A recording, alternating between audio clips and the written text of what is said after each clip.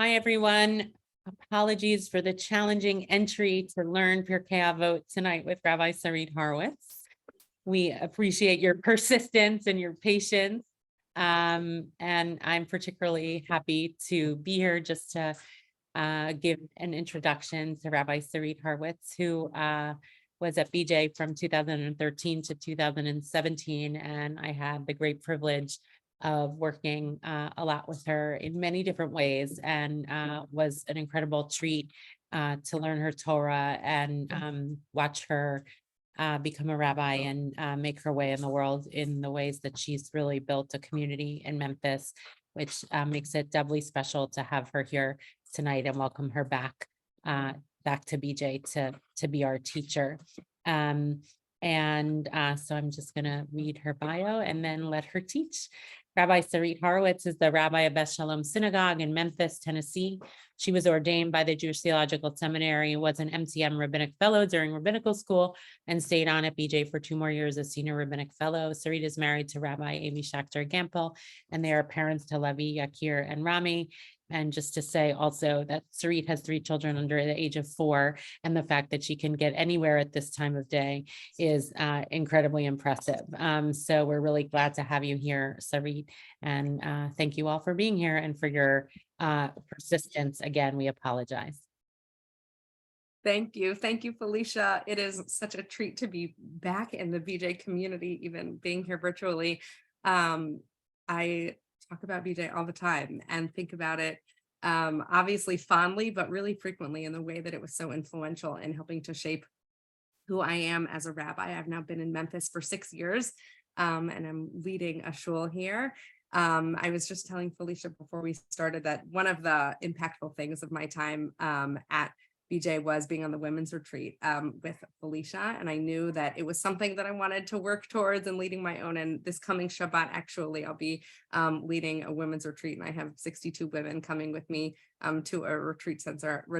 And so much of that is because of the influence of Felicia and being on the women's retreat and the power that happens at BJ. So I continue to carry you with me all the time. And I'm so grateful for the opportunity to be back and teach some Torah with all of you. So the context, as you know, of this class together is Pirkei Avot. And I'm actually not going to translate that term for now. I think over the course of these sessions, you will actually have a sense of what it's about. But I have the privilege of teaching on the first chapter of Pirkei Avot. And I want to give a little bit of context of the whole book, but really I think applies even more specifically to the first chapter before I jump into some learning. I'll throw a PowerPoint up. So the Pirkei Avot is one of the books of Mishnah. And so the Pirkei Avot as a whole is written in the probably or codified in the 2nd century. So this is just in the aftermath of the fall of the Second Temple. And the Jewish community is really in a sense of disarray. And there are these groups that are trying to figure out who we're going to be as a people and what's going to be important to us. And I think that Pirkei Avot has a really crucial role to play in the way that we look back at that time. Because in some sense, Pirkei Avot is a kind of mission and vision statement of the rabbis. And that's the way that I look at it, and especially the first chapter. They are, I want to say, even a little bit politically staking their claim about what it means to be a Jew. Because they're emerging from this time where the temple has been destroyed, but there are still Jews that think that we're going to try and rebuild a temple. And what Judaism is about is this sacrificial rite and all of these, pilgrimages to Jerusalem for festivals. And we should get back to that point because that's the essence of what Judaism is, really an extension of the biblical world. And then there come these radical rabbis that say, actually, what's going to be important to Judaism is communal life based around Talmud Torah, based around the study of Torah and davening together. And that is not about sacrifices.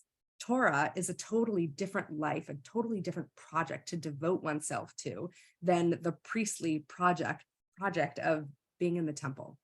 And so I think that especially this first chapter of Pirkei Avot, it's a very self-referential text. The rabbis are writing about the thing that is the most important to them, which is Torah and the study of Torah and the way that Torah functions as a glue of community. And I think that's really what this is about. It's sort of a treatise of sorts of what Jewish values are, or what the most pressing Jewish values were to them, and the way that Torah functions in bringing all of those things together. So what I want to do is study study a few Mishnayot of the first chapter of Pirkei Avot together, and then think collectively about what it might mean, what it might have meant for the rabbis, and maybe also what it means for us. So I'm going to share my screen. I have a PowerPoint. I'm not going to be able to see all of you. So I want this to be interactive to the extent that it can be. And so I'll just ask that if you want to say something, please just open your microphone and join in.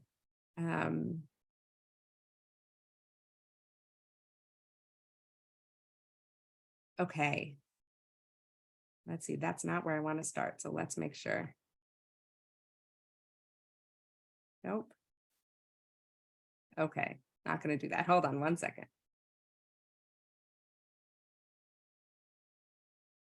Okay.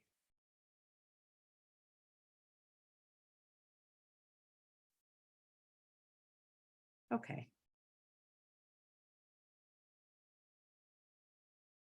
Let's try this. Here we go.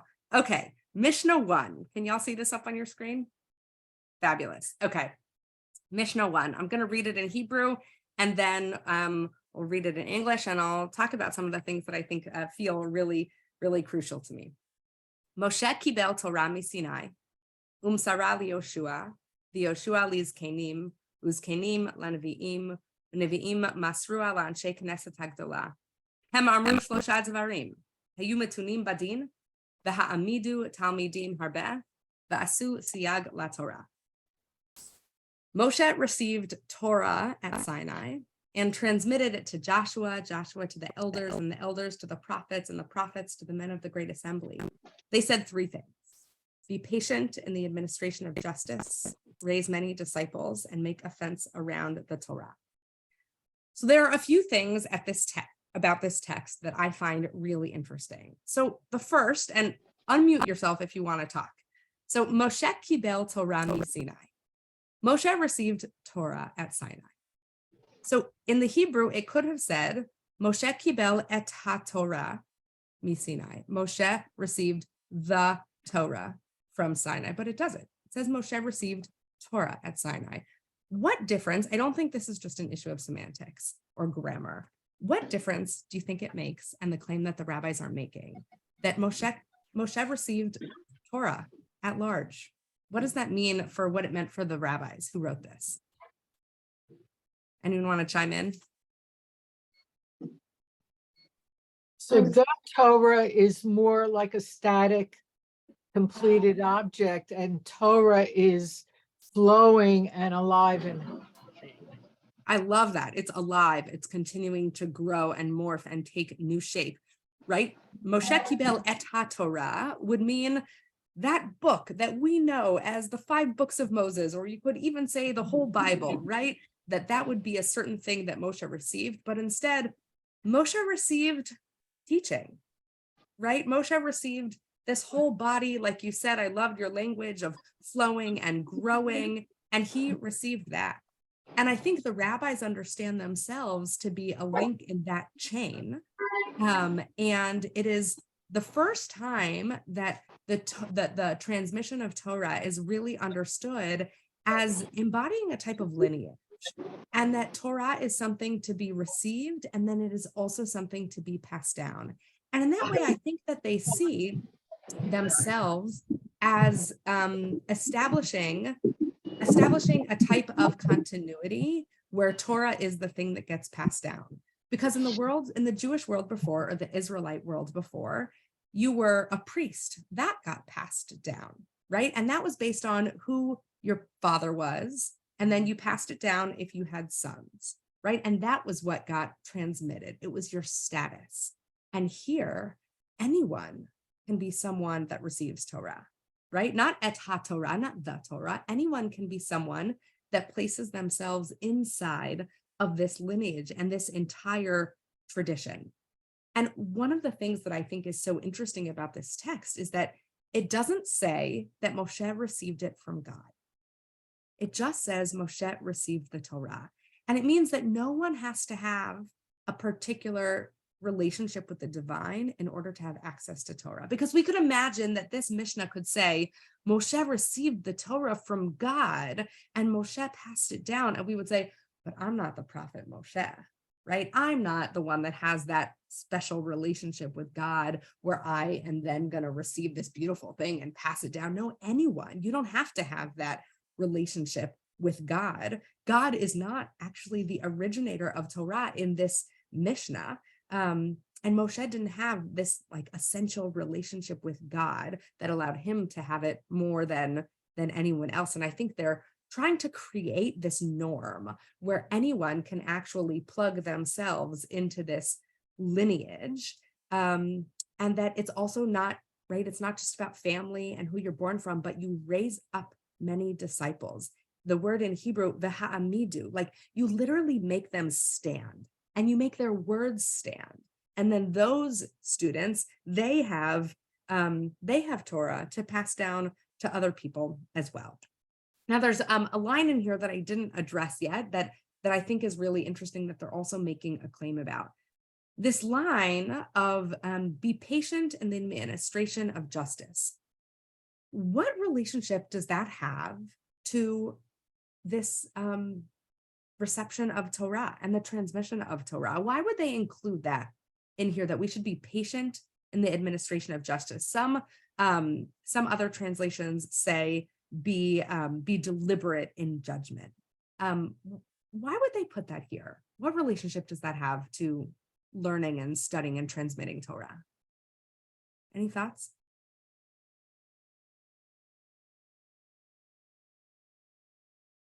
Anyone want to chime in? Well, I think one of the things that they're trying to articulate is that Torah shouldn't be this legally demanding thing that is divorced from life. That Torah and the way that we view justice and the way that we view legal principles in Judaism should all be woven together, and that we can't let Torah create almost a dogma in our lives. Like we have to use it gently and softly. The language that you used before about the flowing just created this soft feeling. And I think that that's what they want us to feel about Torah, that it's not heavy-handed in our lives, that we use it with patience, with grace. And it would be so easy to think of Torah having a heavy-handed force in our lives. And I don't think that that's what the rabbis want us to imagine from Torah. Any questions or thoughts about this first Mishnah before I go on to another one in the chapter? Any hands or questions? No? Great. Okay. So this next one that I wanted to bring is Mishnah 4. So I'll read the English. Yossi ben Yoezer of Zereda and Yossi ben Yochanan of Yerushalayim received the oral tradition from them, the people in the Mishnah before them that I didn't bring here. Yossi ben Yoezer used to say, "Let your house be a house of meeting for the sages, and sit in the very dust of their feet and drink in their words with thirst." First of all, I love the imagery that this Mishnah brings in. The setting is a home, which I think is beautiful. Torah is not the kind of thing that has to happen in Yerushalayim when you go on pilgrimage. It doesn't happen in the temple. It doesn't even happen in the shul. It happens in people's homes. That means it can happen in the thing that is the very closest to you. And that means that it's accessible to anyone. One of the things about this Mishnah is it's the first time that we see a pair of rabbis. And it follows with many other Mishnayot and Pirkei Avot that we see lots of other pairs. And they're making a claim here about studying Torah with another person, and that we have to have partners in our learning and in our teaching. And that will come up again in one of the other Mishnayot that I'll teach. But this is the first time that we see a pair of rabbis. Sometimes these rabbis get along, sometimes they don't. Sometimes their teachings are compatible with one another, and sometimes they're not, but they sharpen each other and make each other better. And this is not something that existed in the temple world, in the biblical world. It was really like there was one leader, there was one prophet. And now they're saying we don't have to operate on that model anymore. There's a phrase here that I love. And let's see. Okay. Yehi veitzcha beit va'ad l'chachamim. Let your house be a house of meeting for the sages. What I love about this is that the rabbis writing Pirkei Avot, remember, they are being so deliberate, they're being so self-referential, and they want to bring people in, and they want to say, there's value in this project of Talmud Torah. Maybe you didn't do it before, maybe you were very focused on the temple in Jerusalem, but this can be valuable, and it's an extension of what we've done before. And here's exactly how they do it, and I think it's brilliant. This word that they have, this phrase, Yehi Beicha, that your house should be a house of meeting for the sages. The root of that word is Vav Ayin Dalet. We see that word come up, that root come up several times in the Torah, and it means something specific. One example is we have the Ohel Moed. That word Moed has the same root, the same shoresh as that word. The Ohel Moed is the tent of meeting where God's presence comes down. That's a big deal. It's not just like, oh, let's gather in someone's living room. It's we will come together, and that is where God's presence will be. Later on in Shemot, we have a few verses where you see this one, Vinodati l'chasham v'dibarti itcha me'al hakapor. There I will meet with you. This is God speaking, and I will impart to you from above the cover, from between the two cherubim that are on top of the ark of the pact, all that I will command you concerning the Israelite people. And later the same thing. You can see at the end, I've underlined it. Al heidut asher iva'ed l'chashama. That is the place over the pact where I will meet you. This is God speaking. God uses that word when God is saying, my presence will be with you in this incredibly powerful and spiritual thing. And so the rabbis use that word to say, when you gather with sages, when you come in someone's house, and it's not the temple, it's not the Ohel Moed, it's not the Mishkan, it is around Torah study, then I will be there with you. And they're turning Talmud Torah, the act of studying Torah, not an intellectual exercise for them. It's deeply spiritual. And they're saying when we do that, when we gather with other people, when you turn your house into a house of meeting for the sages, then God will be with you. Hold on, it seems like I've got a visitor. You coming to say goodnight? This is my 3.5-year-old Levy. You want to say goodnight? Good night. Okay, I love you.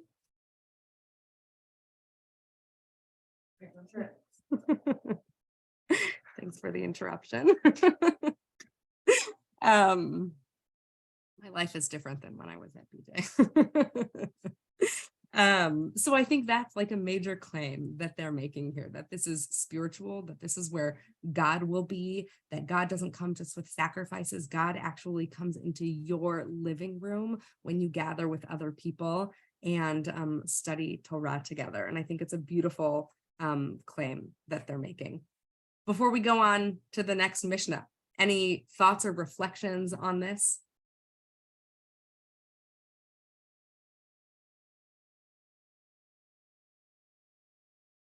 All right. Let's see what Mishnah 6 has to offer us. Okay. Joshua ben Parachia and Nitai Ha'arbeli, the Arbalite. I don't even know what that means, the Arbalite, I'll be honest. Received the oral tradition from them, those that came before them. Joshua ben Parachia used to say, appoint for yourself a teacher, aselecha rav, uknelecha chaver, and acquire for yourself a colleague in study. Veheve dan et kol ha'adam l'chafsefut, and judge all people with a scale weighted in their favor. Now, you may have heard this teaching from Pirkei Avot. This is one of the more common teachings that is given from Pirkei Avot. But I want to think about this in the context of what I've been speaking about, and the rabbis trying to make a claim of what they're doing as something different, right? In other Mishnayot, they are describing the height requirements for a sukkah, right? Or they are talking about what questions you should ask at your seder, or how many cups of wine, and they are ritual and legalistic. But here, in their way of being self-referential, they're trying to create they're trying to paint a picture of what it means to live a life connected to Torah. And one of the ways that they're doing that is say that you have to surround yourself with other people that are also invested in this project of Torah study. Now, as a side note, the rabbis were no dummies, and what they're trying to promote their project, right? They need followers. Some of you may know Seth Schwartz. He's a professor of Rabbinic Judaism and Ancient Judaism at JTS, where I studied in the seminary. I think he davens in Minyan Ma'at at Anshe Chesed, but he likes to joke. People will say, oh, well, the rabbis taught, and you think it's like this huge room of like hundreds of rabbis. And he's like, the rabbis were 5 guys in a basement. And so, right, we have this picture that it's like a huge group of people, but we have to remember that the early rabbis were not a lot of people, and they were trying to get followers. And like I said in my introduction, there was a lot of disarray in this early Jewish existence after the fall of the Second Temple. And so they're trying to convince people that their project is worthwhile. And so it's not just that you should follow Torah, you also need to get other people. And because it's, part of that's important for Torah study is having other people to do it with, and not to mention that it means we'll have a few more followers. So that's part of their agenda as well. And I'm not, we are products of the world that they created. So I'm not bashing them at all, but I think we have to read this with a little bit of a kind of political lens, understanding their agenda as well. So one of the things here that I think that they're making a claim about, specifically when they say, Ukne lecha chaver, acquire for yourself a colleague in study. When they use that word chaver, it's not the way that we would use it now as in modern Hebrew, a friend. They really mean as someone to study with in a almost semi-professional capacity, when people really devote their lives to study Torah, which is kind of what they were trying to get people to do. And I think what they're saying here is that Torah is something that you can, Torah is a career, actually.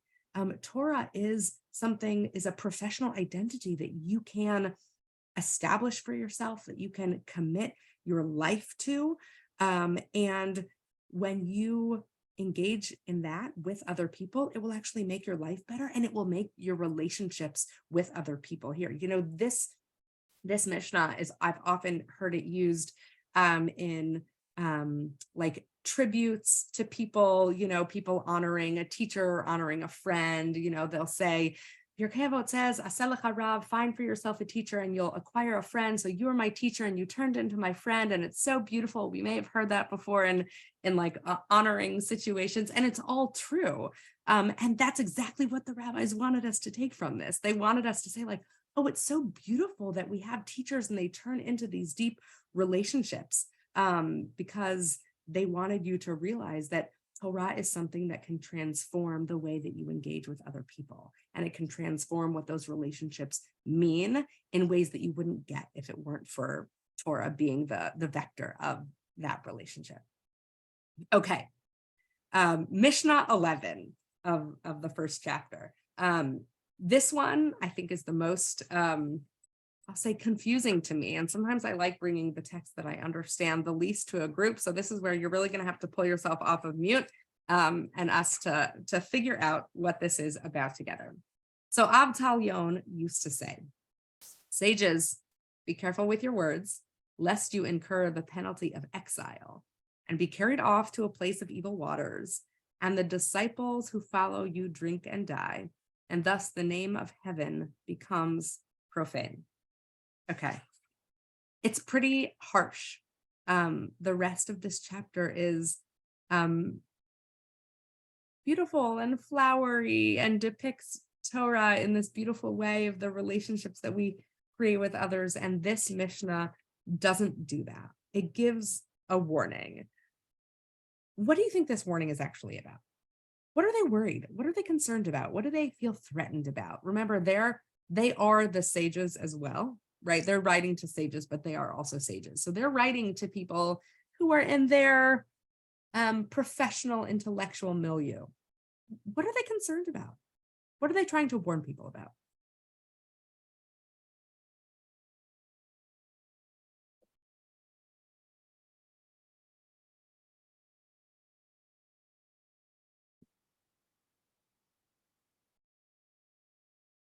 So I think of this, I'm experiencing this more like a fable.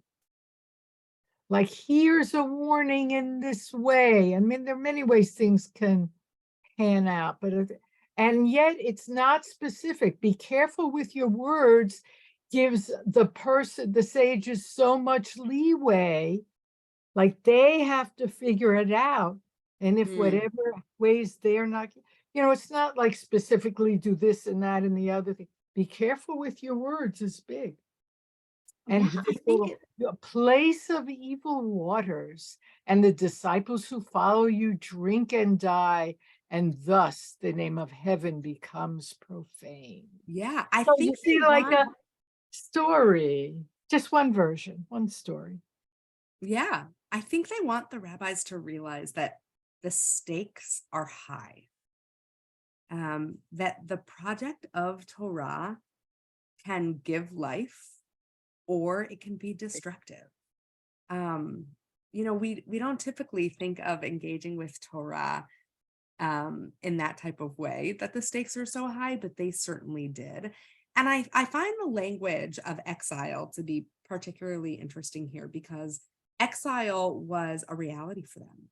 Exile was something that their families knew, that their ancestors knew, right? They had been in exile after the destruction of the first temple, and they came back. And so exile as a concept is something that they are really aware of. And I think that they might actually be using it here to say, you might know a geographical exile, but this one is actually a spiritual exile. That if you do Torah in the wrong way, right? If you profane Torah, then you won't have a place in this tradition anymore. And it won't be an exile like the Babylonian exile, and it won't be an exile of being separate from, geographically separate from your entire community, but you won't have a spiritual home in this group, in this collective of this new culture that we're creating. It's interesting as you're saying it, Sarit, because it's about words. And it seems to me that we learn by other people's words and behavior. And there's nothing here about their behavior that they need to be careful about. Somehow it seems to me it's splicing words and behavior and separating the two. Yeah, Judith, I'm glad that you brought that up, because I think that they're realizing their impact as sages. We'll use sages kind of as equivalent to teachers, right? And they realize that the people that engage with Torah in the deepest way are going to be those that teach, and that they have the power of influence over their students. And I think that is what they realize has such power, is that, right, they're going to be, and they know that Torah can be interpreted in many different ways, right? You want to find the Jewish opinion to support your perspective on God knows what, you will find it, right? And so they know that when you are in the act of Torah study, things can go any way. And so you best be careful about the way that you take your teaching, because if you are going to be a sage, it means you are going to have students, right? The previous one that we learned, or maybe 2 Mishnayot ago, that's like, you're gathered in the home of your teacher and you're soaking up their words from their feet. That is powerful. And you have a tremendous amount of power and influence if you are the one teaching the students. And so I think they want to remind them that there are many ways they can go in their teaching of Torah. And so they should think wisely about how they do that. Was someone else going to say something? I'm wondering whether there's something going on behind the scenes where there's competing groups of teachers with followers, and the rabbis are trying to become the sole arbiter of the tradition, because who's going to mete out the penalty? Is it going to be self-inflicted, or is it going to actually be some authority that then says you are outside the bounds? And I'm just wondering if there were competing groups that they were concerned about. Florence, it's a great question. The answer is yes. Some of it was self-inflicted and some of it was from, outside or authorities. The thing that you brought up that I think is so important to recognize here is that at this time, right, just as the temple is destroyed and the Mishnah is being created, before the Gemara, the Talmud is even a thing, there were different groups trying to, for lack of a better term, vie for power. Right, in this Israelite world, when they're like, okay, the thing that was our central place of everything, right, our glue, when that's destroyed, there's anarchy, right? And what is going to fill that place? There's a wonderful video on YouTube, an Eli talk, which is like the Jewish version of a TED talk, from Rabbi B'nai Lappi. And it really goes into a beautiful description. It's like 18 minutes, so it's not hard. You can find it easily, of what this time was like and how the rabbis kind of came in and offered something that drew on the themes and the ideals of the past that were important to these people, but developed something new. Because what was old wasn't going to work anymore. So then people were trying to figure out what was going to become the thing that took its place. And I think that, right, you're really bringing up an important point, which is that there had to have been some underlying tensions between, Jewish Israelite groups, and there most certainly were. So if any of you have time to check that out, I really highly recommend it. Rabbi B'nai Lappi. It's a fabulous Eli talk. Okay. Finally. And then we'll do a little comparison, and then we'll open it up, and would love to hear your thoughts in general. Hillel v'Shammai kiblu mehem. So now we have another pair, and this is actually the last pair that's written about in the Mishnah. So we have several pairs. It started with Yossi ben Yoezer and his Chavruta, and now we're down to Hillel and Shammai, who are probably a pair that you've heard of. They're the most famous of the pairs.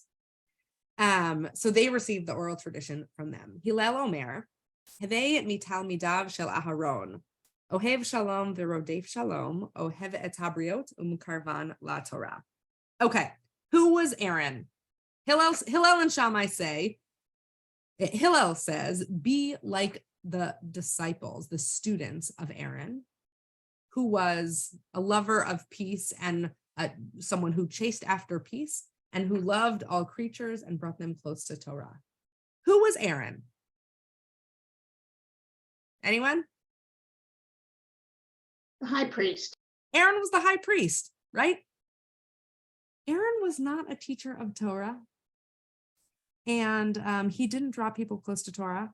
What Aaron actually did was he offered sacrifices, and he killed a lot of animals, and there was a lot of blood, and he sprinkled ashes, and he maybe cured people from leprosy, as we'll see in this week's parsha. But Aaron, one thing he was not was a teacher of Torah. So what are the rabbis? I've now talked enough, given a little bit, my spiel now. What are they trying to do in putting Aaron as the teacher of Torah? What are they saying here?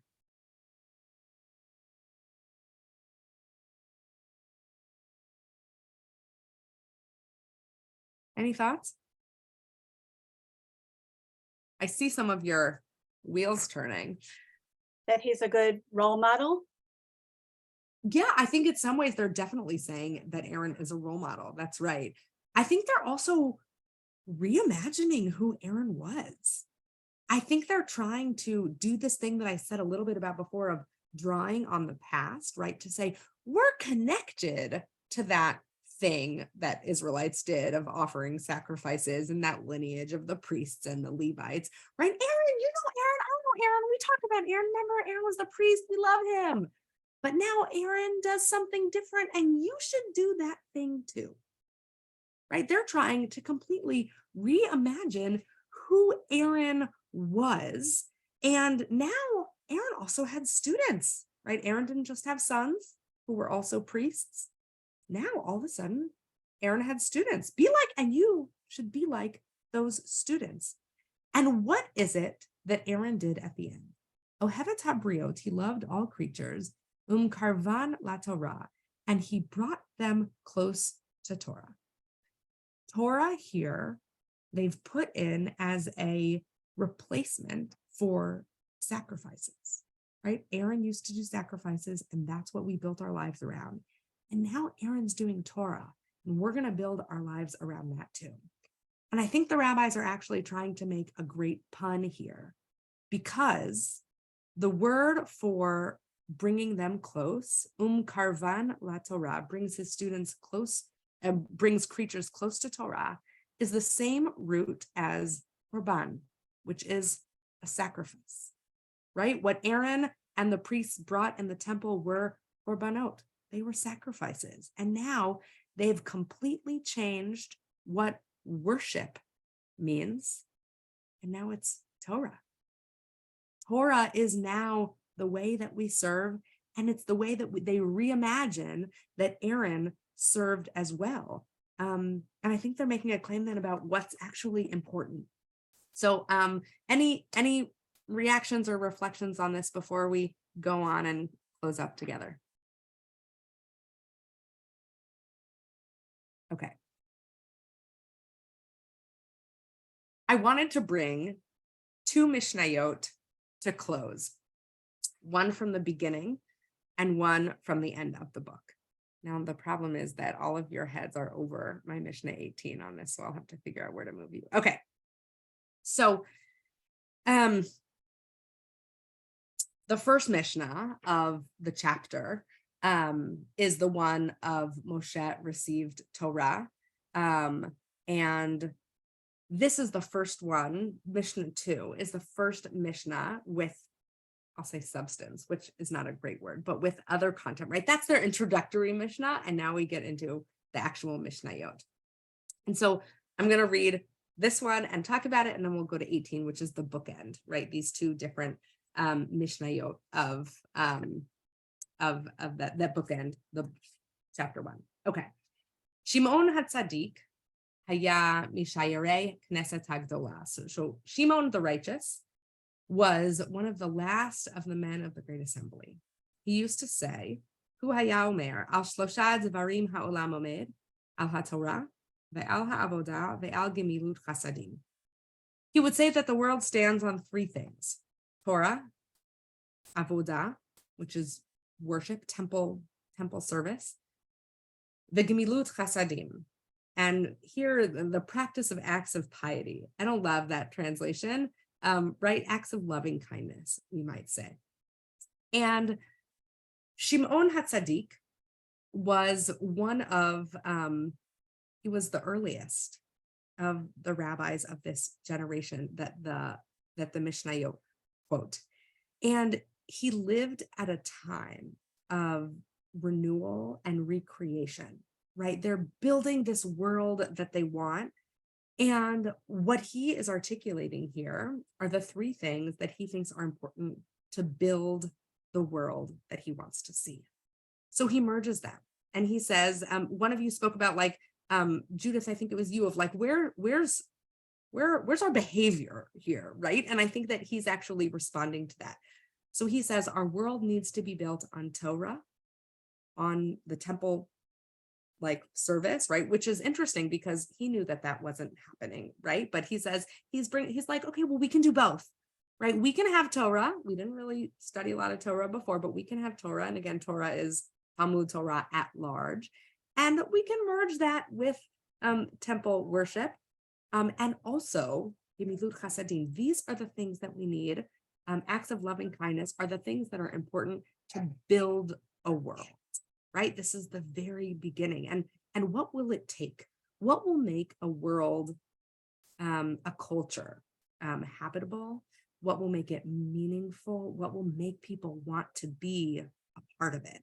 And I think those are the three things that he is articulating are crucial. Now, we fast forward years later, and we find Shimon ben Gamliel. And Shimon ben Gamliel saw a world that was collapsing with Romans, encroaching from everywhere. They constantly felt a threat of like, what is our world? What is going to happen to this world that is beloved to us, that nourishes us? And so he wrote about the three things that are needed to maintain a community. So Shimon ben Gamliel would say, three things does the world stand: on justice, on truth, and on peace. As it is said, execute the judgment of truth and peace in your gates. One of the things that's I think really interesting here is this is the first time that we see a biblical verse quoted in Pirkei Avot. Now, if you study Gemara, if you study Talmud at all, you know that biblical verses are thrown out, all the time as proof text, but this is the first time, and they are infusing their teaching with psukim, with verses from Torah. And I think that these two Mishnayot serve as really interesting bookends to the entire chapter, because the first one is about what it means for the creation of a world that's important to them. And the second one is, what does it mean to maintain a world? What is needed when you've already got a world? What is crucial in order to keep it going? And those things are justice and truth and peace.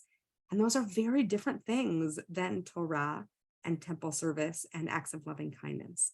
And they're two totally different platforms of three things that the world stands on, right? But in that language, it's really about balance and groundedness, and what's important in our world. And I think they provide two valuable models. One we might actually look at as secular and one as religious, right? I think a lot of people in the world, regardless of their faith, would say justice and truth and peace are important for the world. Torah and temple service and acts of piety, I'm not so sure. But I think for us as Jews and as engaged Jews, they serve as two important platforms for us to think about what are the things we need to build the world that we want to live in, and what are the things then that we need to maintain the world that we want to live in. So I'm going to take off my screen share. Hold on. I can do that.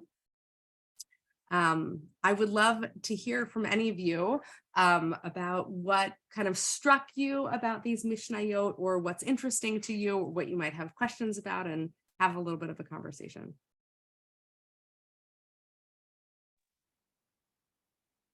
Anyone want to share anything? I always love bringing things back to today. I live in this world, and it just strikes me that the things I perceive as us missing so terribly right now are justice, truth, and peace.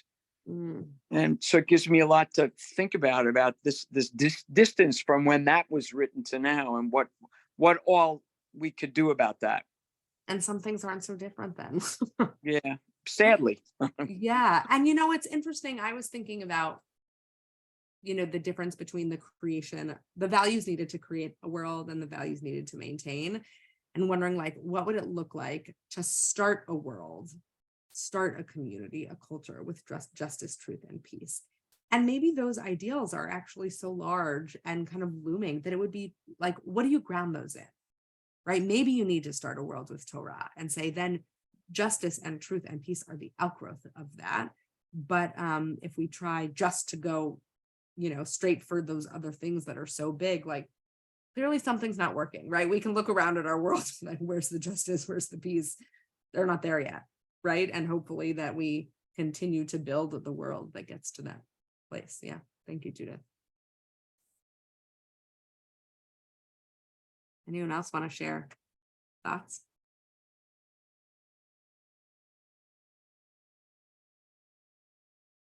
No. Okay. It was great to be with all of you. Great to learn with you. Thank you for joining. Thank you for your patience and your persistence. So I'm and going to joining say us. something. I Yes. usually have to stay back because I talk so much. I can't believe that so many of you are not speaking. I'm just surprised. So I will say something. So I found out about this course yesterday. And it's like, oh yeah, Pirkei Avot.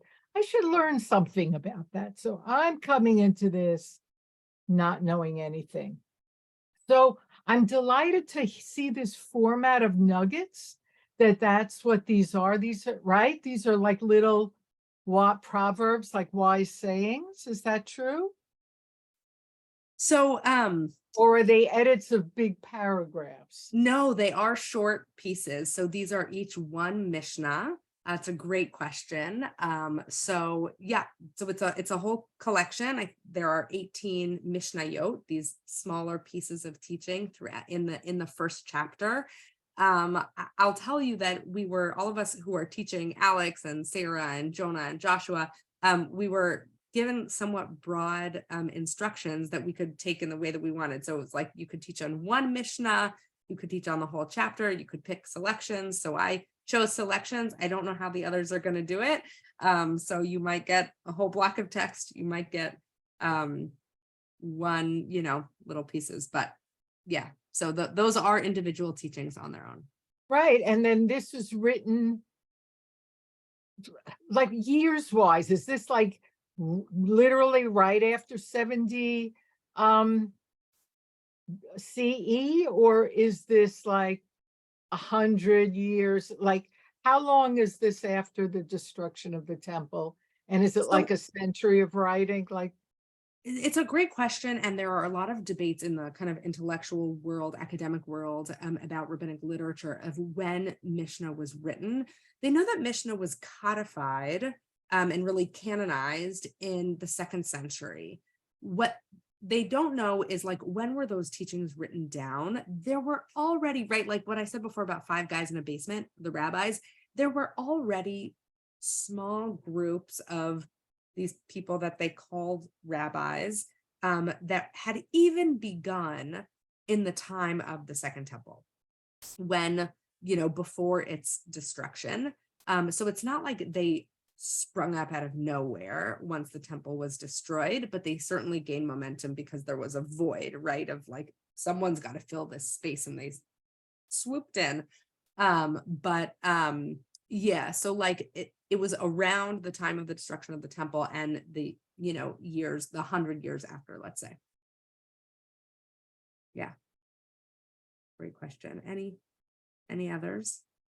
I have a comment, Sarit. Yes, Helena. So nice to see you. Love you, and we're very proud of you. Thank you. It's a pleasure to have you come back and be with the community. Thank you.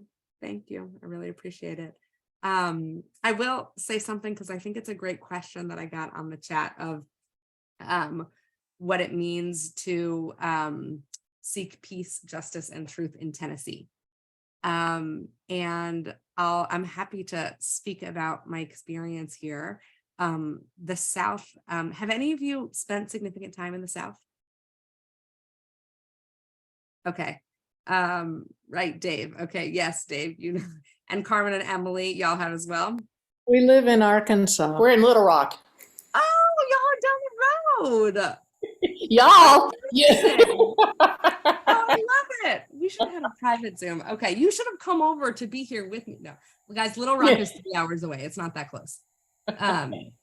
Okay, but so in a lot of ways, so I'll just say I had never lived in the South before I moved here.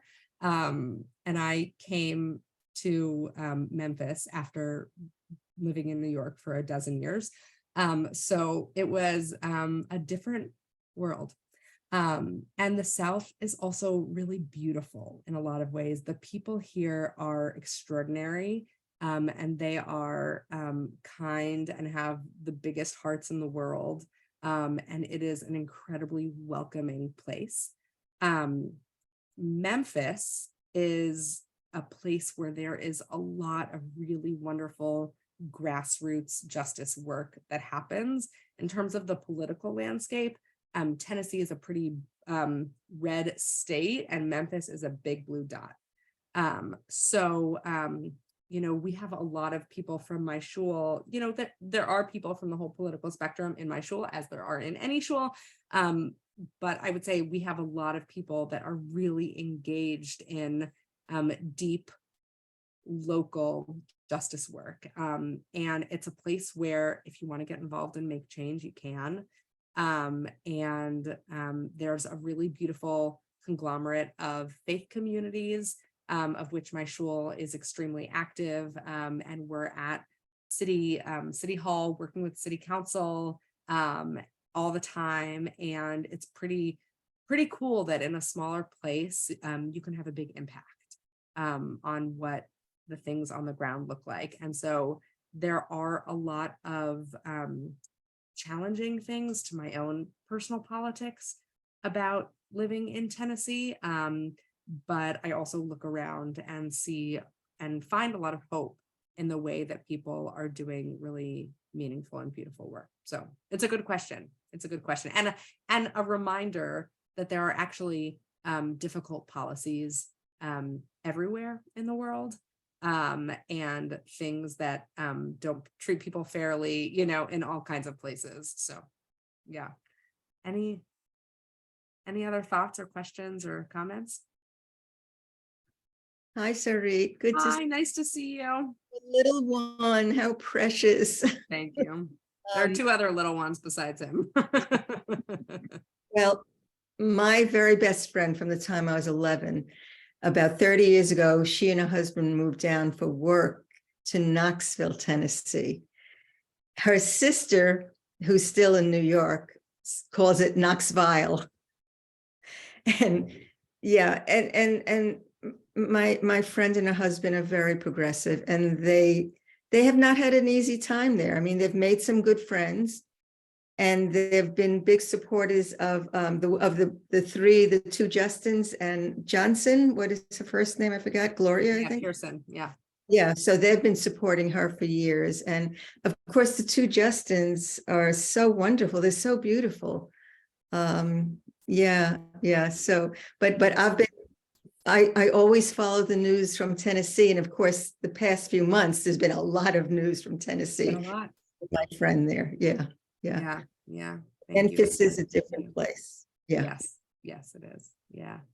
Can I butt in here? I just want to say, I'm just so proud of you, Rabbi Sarit. Thank you. I grew up in Memphis, and I'm proud to say my parents were among the founders of Beth Shalom. So this is really thrilling for me to hear about this. And I had sort of the opposite journey of you. I grew up in Memphis and grew up in a segregated South. And my mother was from the Northeast. So when I was old enough to have my own profession, I moved to New York City, where I lived in Manhattan, and I was a member of B'nai Jeshurun. And the reason I knew you were teaching tonight is because I always watch services at B'nai Jeshurun on Friday night, and you were going to be speaking, and I was so excited. And I wrote to my friend Janet Rubin, and I said, "Guess who's going to be teaching at B'nai Jeshurun?" So this has really been thrilling for me, and I thank you, and I thank B'nai Jeshurun for making this possible. Thank you. Nice to have you here, Gail, from Memphis and New York and back here. Nice to see you. Wonderful. Anyone else want to say anything? Reflections on Pirkei Avot or anything else? No. Fabulous. Well, thank you so much for having me. Thank you for the warm welcome. It's so nice to be with you. Sarit, thank you so much for My being with pleasure. us. It's been such wonderful learning tonight. I do want to say that for folks who joined us, this is the beginning of a series throughout the Omer. So it's always Wednesday nights after Minyan, right at 7:15 Eastern. So next week we'll be back with Rabbi Joshua Levine Grader. And in the weeks that follow with Rabbis Sarah Krinsky, Jonah Geffen, Alex Braver, and I think we might add another to that list too. So I hope you join us again. And again, Sarit, thank you so much for the wonderful learning tonight. My pleasure. thanks to all of you, and thanks for having me. Nice to be here. So good to see you. Yes. You as well. you. You as Thank well. you. Be well, everyone. Bye-bye.